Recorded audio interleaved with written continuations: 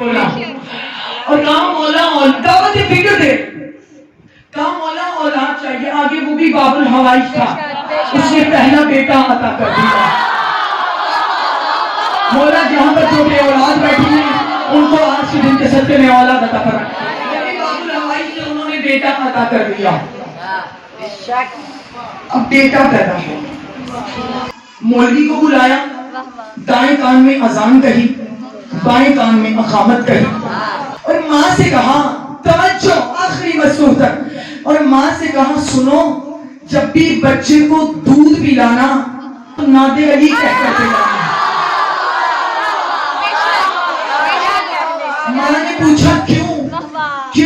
کہا اس لیے کہ میں چاہتا ہوں کہ یہ بچہ پہلا لفظ علی علی بولے۔ بولو میرے ساتھ زبان سے بولو، تم سب کو سلامت رکھو، پہلا لفظ یہ بچہ علی علی بولے۔ اب ماں نے نادر علی کہہ کر دودھ پلانا شروع کیا، اور بچہ ابھی ماں کی گود میں تھا کہ اس نے پہلا لفظ بولا یا علی۔ اور جن کے گھروں میں یہ تربیت ہوتی ہے وہ میرے ساتھ بولو، پہلا لفظ بولا یا علی، ماں باپ خوش ہو گئے۔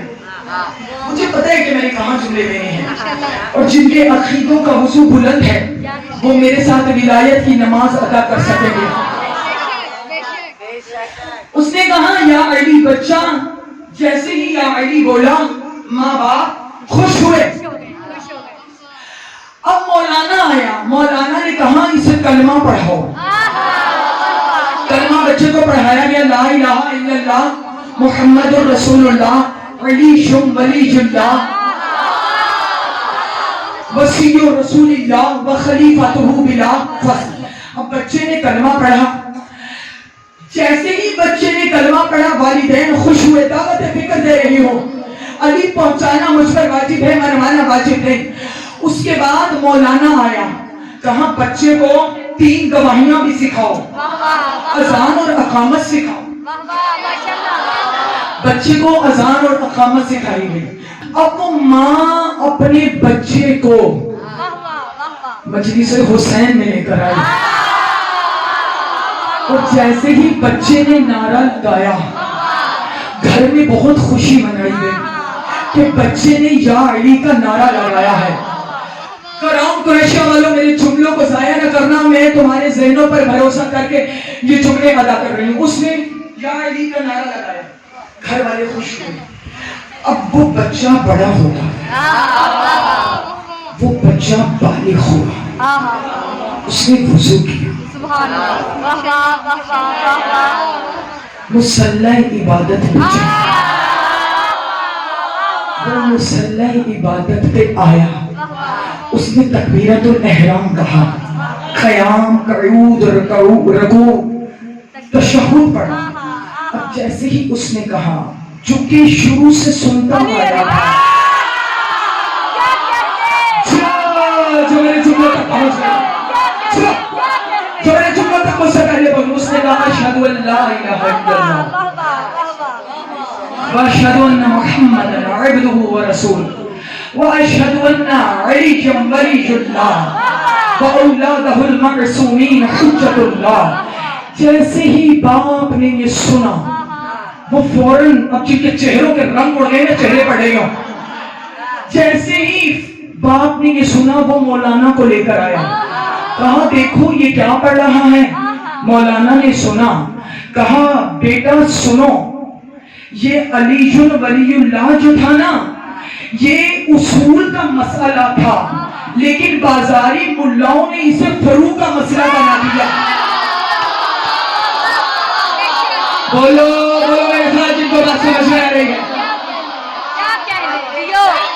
باپ نے کہا بیٹا یہ جو علی ولی اللہ تھا یہ ہمیشہ اصول دین رہا، لیکن ملاؤں نے اسے فروع بنا دیا، تو لہذا 2 گواہیاں دے، تیسری نہ دے۔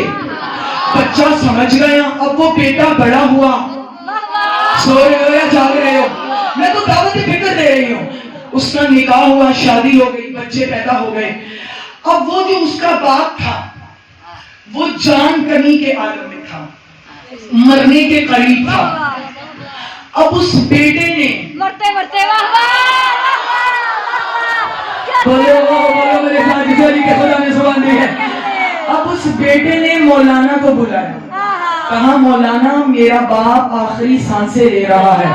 کہا برخوردار, فوراً اسے کلمہ پڑھا. بچہ کھڑا ہو گیا, اس نے کہا دو ملائی ہاتھ تمہارے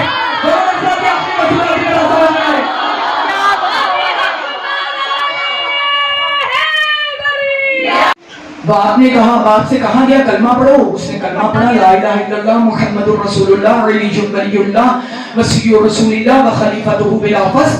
اس کے بعد باپ کی سانسیں ختم ہو گئی. اس باپ کا جنازہ تیار ہوا اور اسے قبرستان لے جایا گیا. وہی مولانا تلقین پڑھنے کے لیے آیا. بولو بولو میرے فکر کو ضائع نہ کرنا. جس کے دل میں علی رہتا ہے وہ میرے ساتھ صرف زبان سے بولے. جیسے ہی باپ کو قبر میں لٹایا گیا, اب اس مولانا نے اس بچے سے کہا, اس بیٹے سے, قبر کے نیچے اتر اور ہاتھوں کی کینچی بنا. بھئی صحیح ہے نا, تیرے چھٹے امام کی سر نہیں ہلاؤ, زبان ہلاؤ, سر نہیں ہلاؤ, زبان ہلاؤ. جس کو علی کے خدا نے زبان دی وہ زبان سے بات کرے. کہا ہاتھوں کی کینچی بنا, اور جیسے ہی میں تلقین پڑھوں اور اس کا نام لوں تو اس کو چھوڑنا. وہ بیٹا میرے فکروں کو ضائع نہ کرنا, میں دعوت فکر دے رہی ہوں آخری لفظوں تک. وہ بیٹا قبر میں چلا گیا اور اس نے ہاتھوں کی کینچی بنائی. ادھر مولوی نے کہا, اے فلاں ابن فلاں, اذا اتاک الملکان المقربان ولا تخف ولا تحزن اسمع افہم, اے فلاں ابن فلاں اسمع افہم, سن اور سمجھ, ان علی امیر المومنین امامی والحسن امامی والحسین